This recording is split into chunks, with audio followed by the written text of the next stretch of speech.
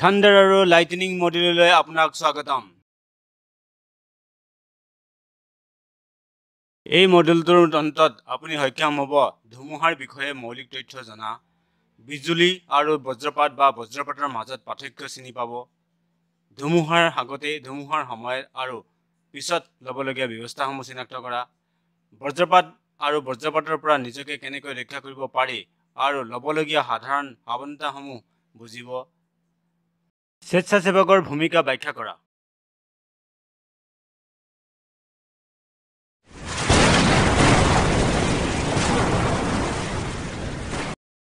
ধুমুহা হৈছে বতৰৰ অল্পকালীন হিংসাত্মক বিঘিনি যিটো প্ৰায় সদায় বিজুলী, বজ্ৰপাত, ঘন ডাৱৰ, প্ৰচণ্ড বৰষুণ বা শিলাবৃষ্টি আৰু প্ৰচণ্ড ধুমুহাৰ বতাহৰ সৈতে জড়িত।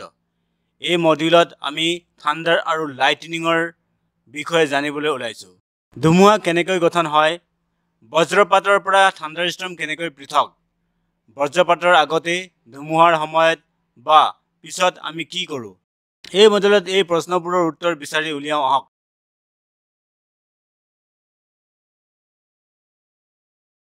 তুফান তেতিয়া হয় যেতিয়া তাপযুক্ত আৰু সেমেকা বতাহৰ স্তৰবোৰ বেছি গতিত ওপৰলৈ উঠি ঠাণ্ডা বতাহৰ অংশলৈ যায়। তাৰ পিছত আপড্ৰাফ্টত থকা আৰ্দ্ৰতা ঘনীভূত হৈ উচ্চ কিউমুলোনিম্বাছ ডাৱৰ গঠন কৰে আৰু শেষত বৰষুণৰ সৃষ্টি কৰে। তাৰ পিছত শীতল বতাহৰ স্তম্ভবোৰ মাটিৰ ফালে ডুব যায়, প্ৰবল ডাউনড্ৰাফ্ট আৰু অনুভূমিক বতাহৰ দ্বাৰা মাটিত খুন্দা মাৰে। একে সময়তে ডাৱৰৰ কণিকাৰ ওপৰত পানীৰ টোপাল আৰু বৰফৰ বৈদ্যুতিক আৱেশ জমা হয়। জমা হোৱা বৈদ্যুতিক চাৰ্জ যথেষ্ট ডাঙৰ হ'লে বিজুলী নিৰ্গমন হয়। বিজুলীৰ মাজেৰে ই পাৰ হোৱা বায়ু ইমানেই তীব্ৰ আৰু দ্ৰুতগতিত গৰম কৰে যে শ্বক ৱেভৰ সৃষ্টি হয়। এই শ্বক ৱেভবোৰ হাত চাপৰি আৰু বজ্ৰপাতৰ ৰোল হিচাপে শুনা যায়। কেতিয়াবা তীব্ৰ ধুমুহাৰ লগে লগে ঘূৰ্ণীবতাহৰ সৃষ্টি হয়, যিবোৰ কেন্দ্ৰীভূত আৰু শক্তিশালী হৈ টৰ্নেডোৰ সৃষ্টি কৰিব পৰা যায়।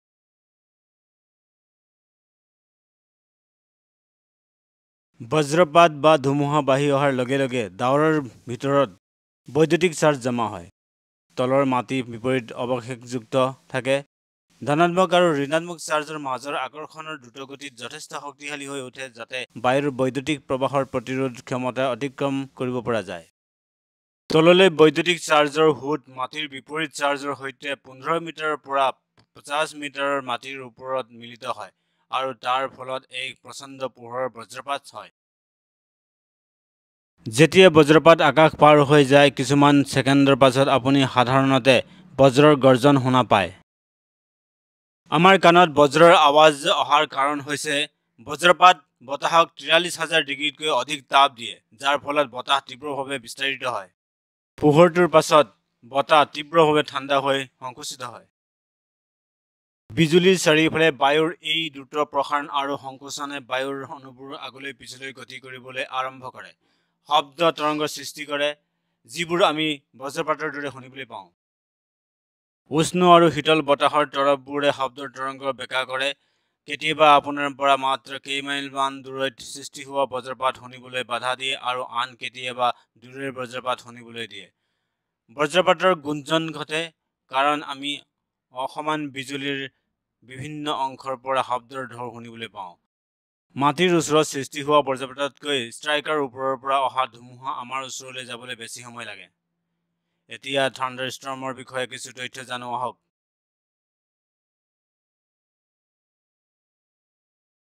ধুমুহা এককভাৱে, গোটেৰে বা শাৰীবদ্ধভাৱে সংঘটিত হ'ব পাৰে। ধুমুহাই সাধাৰণতে 30 মিনিটৰ পৰা এঘণ্টালৈকে চমু সময়ৰ বাবে প্ৰচণ্ড বৰষুণ দিয়ে। ধুমুহাৰ বিকাশৰ বাবে উষ্ণ আৰ্দ্ৰ পৰিস্থিতি অতি অনুকূল। ধুমুহা বা বজ্ৰপাতৰ প্ৰায় 10% গুৰুতৰ হিচাপে শ্ৰেণীভুক্ত কৰা হয়, অৰ্থাৎ যিবোৰে কমেও 3/4 ইঞ্চি ব্যাসৰ শিলাবৃষ্টি আৰু প্ৰায় 58 মিটাৰ ঘণ্টা বা তাতকৈ অধিক বতাহ উৎপন্ন কৰে। বিজুলীৰ ফলত এনে বিপদৰ সৃষ্টি হয় যিয়ে বহুতো সম্ভাৱ্য আঘাত আৰু ক্ষতিৰ সৃষ্টি কৰে। এতিয়া এই আঘাতবোৰৰ বিষয়ে জানো আহক। বজ্ৰপাত বহু প্ৰকাৰৰ আঘাতৰ কাৰণ হ'ব পাৰে, যেনে প্ৰত্যক্ষ আঘাতত পীড়িতসকলে প্ৰত্যক্ষভাৱে আঘাত পোৱাৰ সম্ভাৱনা থাকে, যি প্ৰাণঘাতী হ'ব পাৰে। Contact injury. কণ্টেক্ট ইনজুৰি সেই সময়ত হয় যেতিয়া বজ্ৰপাত গাড়ী বা ধাতুৰ খুঁটি যেনে কোনো বস্তুত পৰে, যাক পীড়িত ব্যক্তি স্পৰ্শ কৰি থাকে। পাৰ্শ্ব প্ৰতিফলন তেতিয়া হয় যেতিয়া বজ্ৰপাত কোনো বস্তুত যেনে গছ বা মানুহত পৰি পীড়িত ব্যক্তিত প্ৰতিফলিত বা বাউন্স কৰে।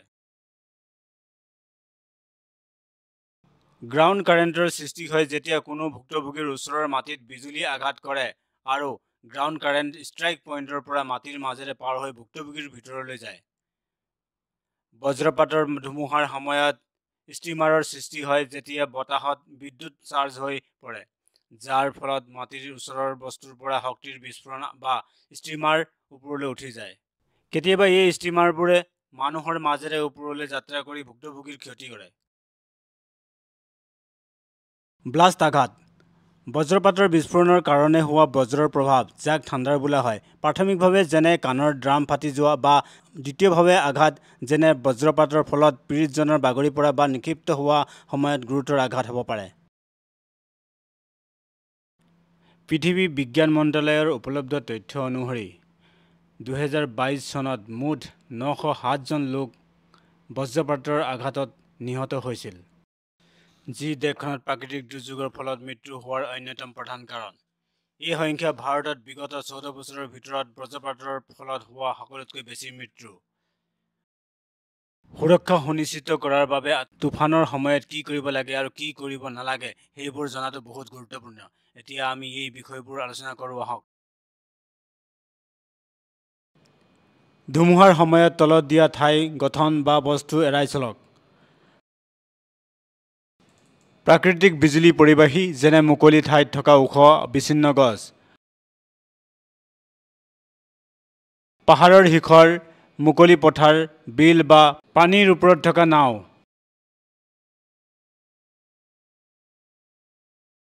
মুকলি ঠাইত বিচ্ছিন্ন ছেদ বা অন্যান্য সৰু সৰু গঠনসমূহ আৰু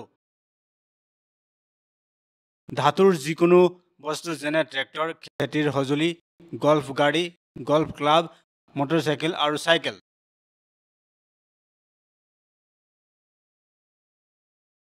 যদি আপুনি জংঘলত, মুকলি ঠাইত বা মুকলি পানীত ফচি পৰিছে, বা যদি আপুনি অনুভৱ কৰে যে আপোনাৰ চুলিখিনি থিয় হৈ আছে, তেন্তে সুৰক্ষা নিশ্চিত কৰিবলৈ আপুনি নিৰ্দিষ্ট ব্যৱস্থা গ্ৰহণ কৰিব লাগিব।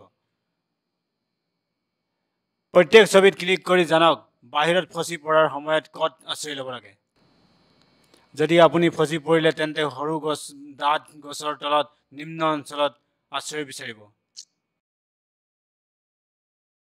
যদি আপুনি খোলা ঠাইত আবদ্ধ হয় তেন্তে নিম্ন ঠাইলৈ যাওক, যেনে খহনীয়া বা উপত্যকাত, কিন্তু হঠাৎ বানৰ বাবে সতৰ্ক থাকিব। যদি আপুনি মুকলি পানীত আবদ্ধ হয় তেন্তে ভূমিৰ কাষ চাপিব আৰু লগে লগে আশ্ৰয় বিচাৰিব। যদি আপুনি অনুভৱ কৰে যে আপোনাৰ চুলিখিনি শেষত থিয় হৈছে, তেন্তে ভৰিৰ বলত, ভৰিৰ আঙুলিত মাটিত তললৈ কোজা হৈ থাকক। হাত দুখন কাণৰ ওপৰত আৰু মূৰটো আঁঠুৰ মাজত ৰাখক। নিজকে সম্ভৱপৰ আটাইতকৈ সৰু লক্ষ্য কৰি লওক আৰু সংস্পৰ্শ কম কৰক। মাটিত চিধা পৰি নাথাকিব। এতিয়া আপুনি দেখিছে যে ধুমুহাৰ সময়ত কেনেকৈ সুৰক্ষিত থাকিব পাৰি। এতিয়া আহকচোন প্ৰয়োজনীয় বাহিৰৰ সুৰক্ষা টিপছসমূহ আলোচনা কৰোঁ। বজ্ৰপাতৰ পৰা সুৰক্ষা সকলোতকৈ ভাল উপায় এৰাই চলা। বজ্ৰপাতৰ পৰা বাচিবলৈ কিছু আউটডোৰ ছেফটি পৰামৰ্শ হৈছে: সচেতন হ'ব, ভিতৰলৈ যাব আৰু যদি মুকলি ঠাইত ফচি পৰে ততালিকে আশ্ৰয় ল'ব। প্ৰত্যেক টেবত ক্লিক কৰি অধিক জানক। বাহিৰৰ কাৰ্যত অংশগ্ৰহণ কৰাৰ আগতে বতৰৰ পূৰ্বানুমান চাব। যদি পূৰ্বানুমানত তুফানৰ সম্ভাৱনা থাকে, তেতিয়া আপোনাৰ যাত্ৰা বা কাৰ্য স্থগিত ৰখা উচিত, বা নিশ্চিত কৰক যে যথেষ্ট সুৰক্ষিত আশ্ৰয় তৎক্ষণাত উপলব্ধ আছে।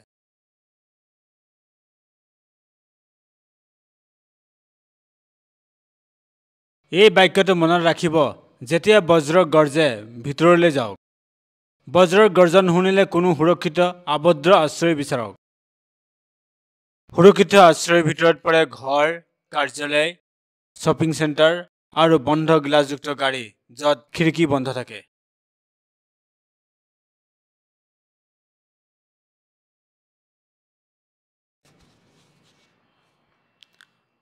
যদি আপুনি মুকলি এলেকাত ফচি পৰে, অতি সোনকালে সুৰক্ষিত আশ্ৰয় বিচাৰি ল'ব। বিপদৰ পৰা আঁতৰি যোৱাটোৱেই সৰ্বাধিক গুৰুত্বপূৰ্ণ কাৰ্য। মাটিত তললৈ হাউলি থাকিলে বা তললৈ নামিলে আঘাত পোৱাৰ সম্ভাৱনা হ্ৰাস পাব পাৰে, কিন্তু বিপদৰ পৰা আঁতৰাই নিদিয়ে। শুই থাকিব নালাগে, কিন্তু দেখুওৱাৰ দৰে হাউলি থাকিব লাগে। তীব্ৰ বজ্ৰপাত বা বজ্ৰপাতৰ সময়ত পৰি আঘাত বা ক্ষতি কৰিব পৰা মৰা বা পচি যোৱা গছ আৰু ডালবোৰ আঁতৰাই পেলাওক। যদি আপুনি বাহিৰত আছে আৰু চাৰিওফালে কোনো সুৰক্ষিত আশ্ৰয় নাথাকে, তেতিয়া তলত উল্লেখ কৰা কাৰ্যসমূহে আপোনাৰ বিপদৰ সম্ভাৱনা কমাব পাৰে। অবিলম্বে উচ্চ স্থান যেনে পৰ্বতৰ ওপৰ, পাহাৰী ঢাল বা শিখৰৰ পৰা আঁতৰাওক। কেতিয়াও মাটিত চিধা পৰিব নালাগে। মূৰটো টাক কৰি আৰু হাত দুখন কাণৰ ওপৰত ৰাখি বলৰ দৰে অৱস্থাত তললৈ হাউলি বহিব যাতে মাটিৰ সৈতে ন্যূনতম সংস্পৰ্শ হয়। কেতিয়াও অকলশৰীয়া গছৰ তলত আশ্ৰয় নল'ব। কেতিয়াও কুঁৱৰী বা পাথৰৰ আৱৰণৰ বাবে আশ্ৰয় হিচাপে ব্যৱহাৰ নকৰিব। অবিলম্বে পুখুৰী, হ্ৰদ আৰু অন্যান্য পানীৰ উৎসৰ পৰা আঁতৰি থাকিব। বৈদ্যুতিক চাৰ্জ কৰিব পৰা বস্তুসমূহ যেনে বাৰ্বাৰ্ড ৱায়াৰ ফেন্সেছ, বিদ্যুতৰ লাইন, ৱাইন মিলছৰ পৰা আঁতৰি থাকক। যদি আপুনি তুফানৰ সময়ত এটা গোটত থাকে তেন্তে তাৰ পৰা আঁতৰিব। যদি বজ্ৰপাত মাটিত খুন্দা মাৰে তেন্তে আঘাতৰ সংখ্যা হ্ৰাস কৰিব।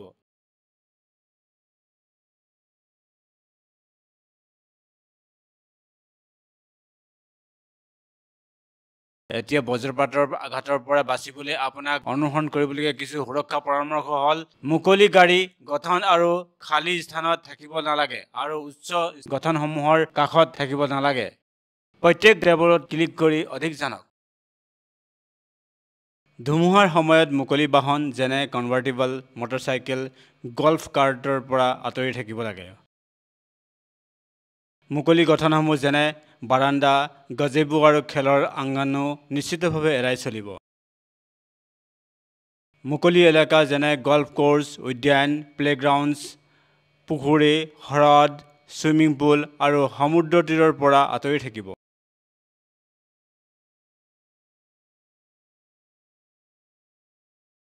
যদিও আপোনাৰ ঘৰ বজ্ৰপাতৰ সময়ত এটা সুৰক্ষিত আশ্ৰয়, তেতিয়াও আপুনি বিপদত পৰিব পাৰে। বজ্ৰপাতৰ আঘাতৰ মুঠ 1/3 ভিতৰত হয়।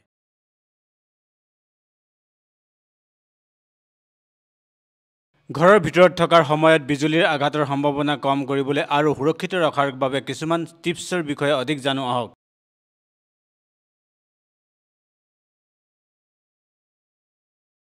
ইয়াত কিছুমান ঘৰৰ ভিতৰৰ সুৰক্ষাৰ পৰামৰ্শ দিয়া হৈছে যিবোৰ আপুনি আঘাতৰ পৰা হাত সাৰিবলৈ মানি চলিব লাগিব।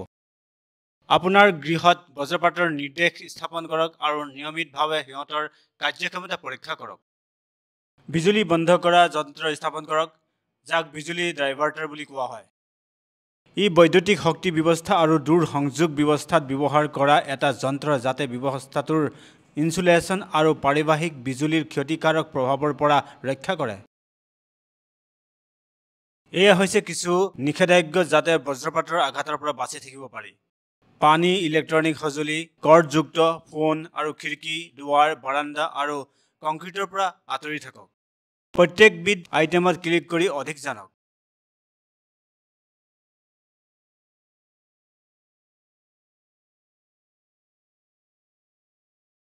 বজ্ৰপাতৰ সময়ত গা ধুব নালাগে। শ্বাৱাৰ, বাচন ধোৱা উচিত নহয় বা পানীৰ লগত আন কোনো সংস্পৰ্শ নাথাকিব, কাৰণ অট্টালিকাৰ প্লাম্বিংৰ মাজেৰে বিজুলী যাত্ৰা কৰিব পাৰে।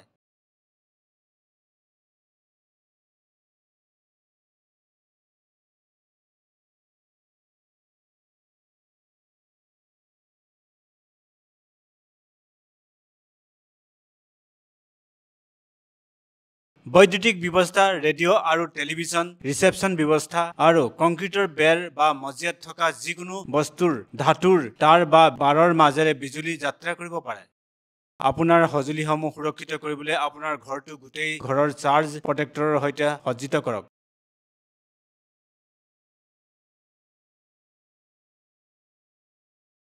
ধুমুহাৰ সময়ত কৰ্ডযুক্ত ফোন ব্যৱহাৰ কৰাটো নিৰাপদ নহয়। সেইবোৰ ব্যৱহাৰ নকৰিব। কিন্তু ধুমুহাৰ সময়ত কৰ্ডলেছ বা সেলুলাৰ ফোন ব্যৱহাৰ কৰাটো নিৰাপদ।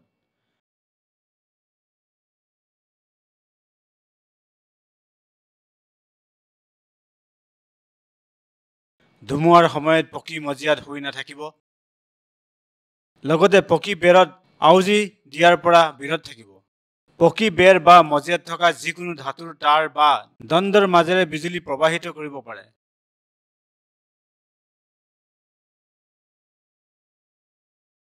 যেতিয়া আমি কেম্পিং, হাইকিং বা বগাই যোৱাৰ কামত জড়িত হৈ থাকোঁ, তেতিয়া অভাৱনীয়ভাৱে বিজুলীৰ ধুমুহা আৰম্ভ হ'ব পাৰে।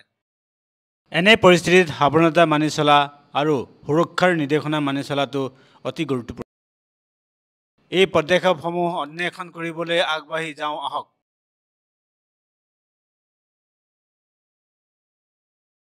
বাহিৰৰ বিনোদনৰ সময়ত যদি আপুনি বজ্ৰপাতৰ ধুমুহাত আবদ্ধ হয়, তেন্তে প্ৰায়ে সুৰক্ষিত ঠাই বিচাৰি পোৱাটো কঠিন হৈ পৰে। কিন্তু কিছুমান সাৱধানতা অৱলম্বন কৰি বজ্ৰপাতৰ আঘাতৰ পৰা হাত সাৰিব পাৰি, য'ত অন্তৰ্ভুক্ত হৈছে পূৰ্বানুমান চোৱা, বজ্ৰৰ গৰ্জাৰ সময়ত ভিতৰলৈ যোৱা আৰু ধাতুৰ সামগ্ৰী এৰুৱা। প্ৰত্যেক সুৰক্ষা ব্যৱস্থাৰ ওপৰত ক্লিক কৰি অধিক জানক।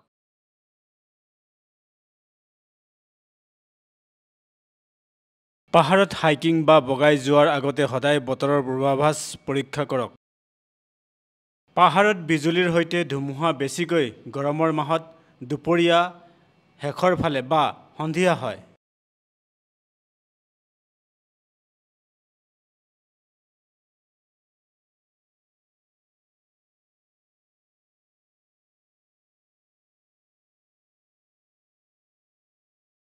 ধুমুহাৰ আৰম্ভণি আৰু শেষৰ সময় আটাইতকৈ বিপদজনক। নীলা আকাশ দেখা পালেও বিপদত পৰিব পাৰে।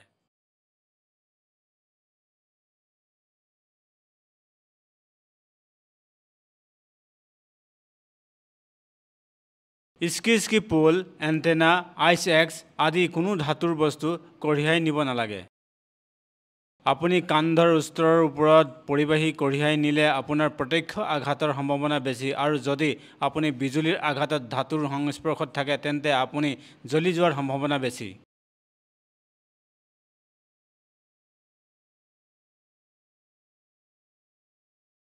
ধুমুহাৰ সময়ত হাইকিং বা বগাই যোৱাৰ সময়ত এই 6টা সুৰক্ষা পৰামৰ্শত মনত ৰাখিব।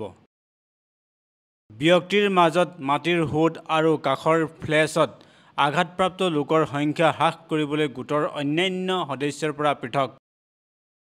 লগে লগে আশ্ৰয় বিচাৰিব আৰু ধুমুহাৰ পিছত কমেও 30 মিনিট হাইকিং বা বগাই নাযাব। পানী আৰু তিতা বস্তু যেনে বেৰ আৰু খুঁটা আদিৰ পৰা আঁতৰি থাকক, কাৰণ ইয়াৰ দ্বাৰা বিদ্যুৎ পৰিবাহী হ'ব পাৰে। যদি আপুনি পাহাৰত আছে, তেন্তে ৰিজ, সামিট, এজোপা গছ, বিদ্যুৎ পৰিবাহী লাইন আৰু স্কি লিফ্টৰ পৰা আঁতৰি থাকক। যদি আপুনি জংঘলত থাকে, তেন্তে সৰু গছৰ তলত থাকক। যদি আপুনি মুকলি ঠাইত থাকে, তেন্তে তাত শুই নাথাকিব। বিজুলীৰ ফলত মাটিৰ ওপৰত বিদ্যুৎ প্ৰবাহৰ সৃষ্টি হয়, যি 100 ফুটৰ ওপৰত মাৰাত্মক হ'ব পাৰে। দৌৰিলে মাটিৰ বিদ্যুৎ প্ৰবাহৰ পৰা হোৱা ভাবুকি হ্ৰাস কৰাত সহায় কৰিব পাৰে, কাৰণ ইয়াৰ ফলত যিকোনো এটা সময়ত 2খন ভৰি মাটিত থকাৰ সময় সীমিত হৈ পৰে। এতিয়া মানি চলিবলগীয়া সুৰক্ষা পদক্ষেপসমূহৰ বিষয়ে আলোচনা কৰোঁ আহক।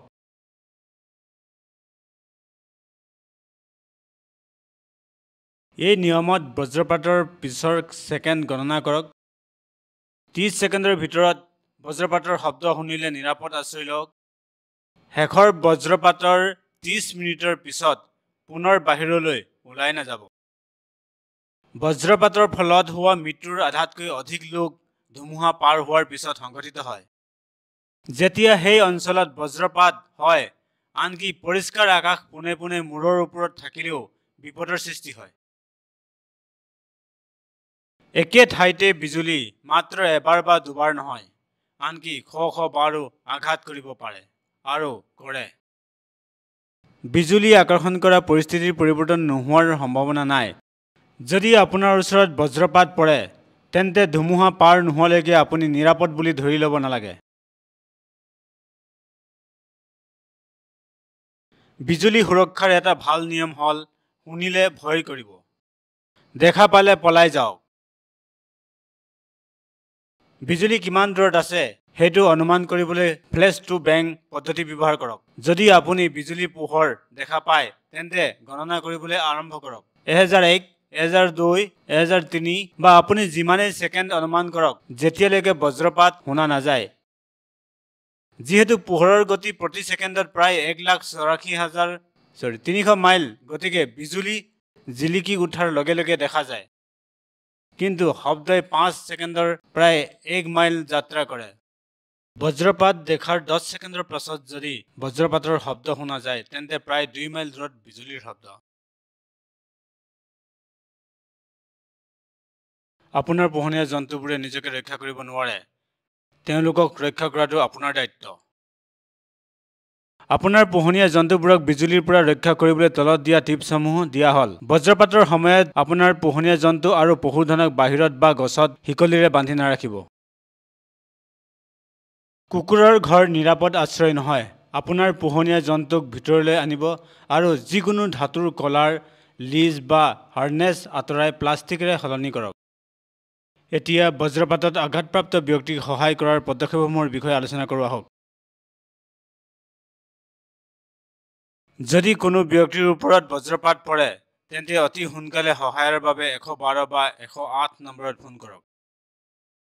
যদি আপুনি প্ৰশিক্ষণপ্ৰাপ্ত হয় তেন্তে বিজুলীৰ আঘাত হোৱা ব্যক্তিক সহায় কৰিব পাৰে। প্ৰথমে উশাহ নিশাহ পৰীক্ষা কৰক। যদি উশাহ বন্ধ হৈ গৈছে তেন্তে মুখৰ পৰা মুখলৈ পুনৰুজ্জীৱিকৰণ আৰম্ভ কৰক।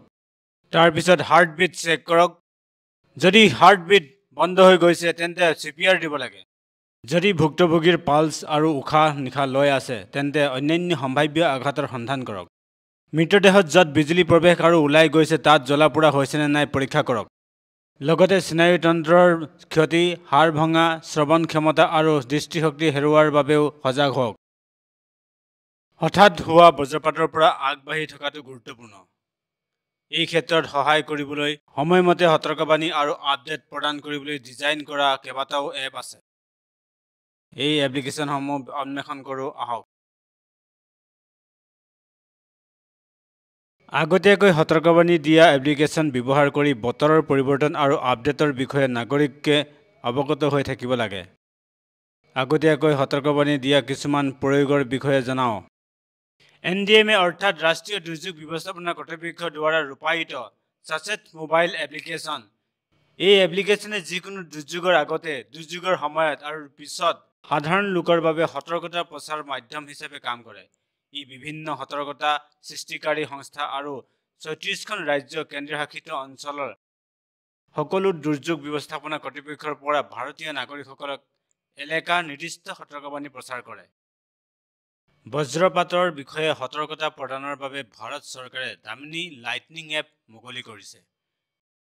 এই এপটো বজ্ৰপাত সংঘটিত হোৱাৰ সময়ত ব্যৱহাৰকাৰীলৈ GPS সূচনাৰ জৰিয়তে 20 কিলোমিটাৰ পৰা 40 কিলোমিটাৰ পৰিসৰত সতৰ্ক কৰে। এই স্থানৰ বাবে বজ্ৰপাতৰ সতৰ্কতাও প্ৰদান কৰে, যি আগন্তুক 40 মিনিটৰ বাবে বৈধ। স্বেচ্ছাসেৱকসকলে সুৰক্ষা নিশ্চিত কৰা আৰু জৰুৰতমন্দক সহায় আগবঢ়োৱাত গুৰুত্বপূৰ্ণ ভূমিকা পালন কৰে। এতিয়া তেওঁলোকৰ ভূমিকা চাওঁ আহক।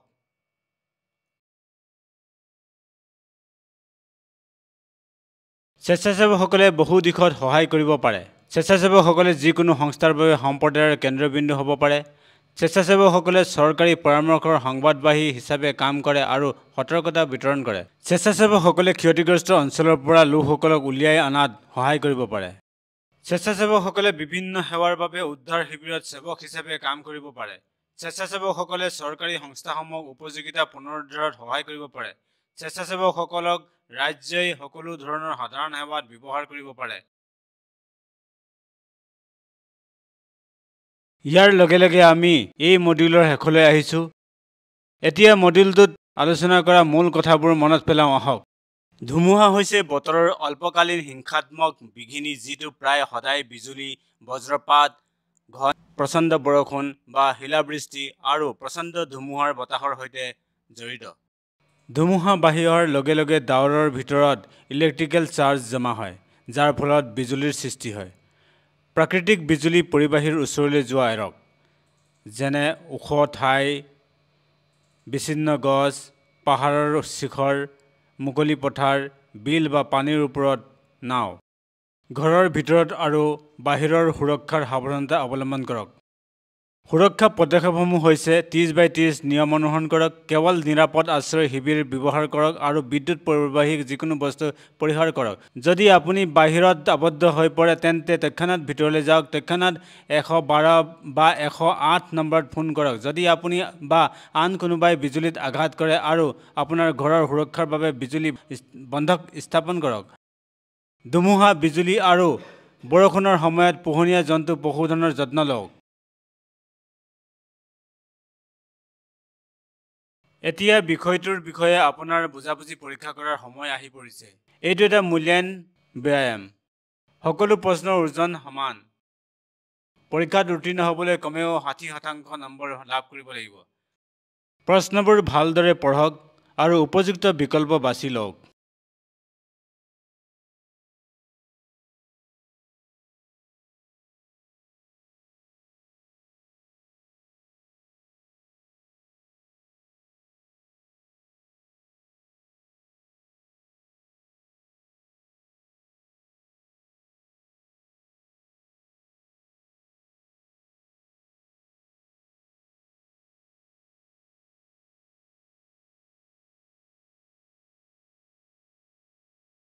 অভিনন্দন।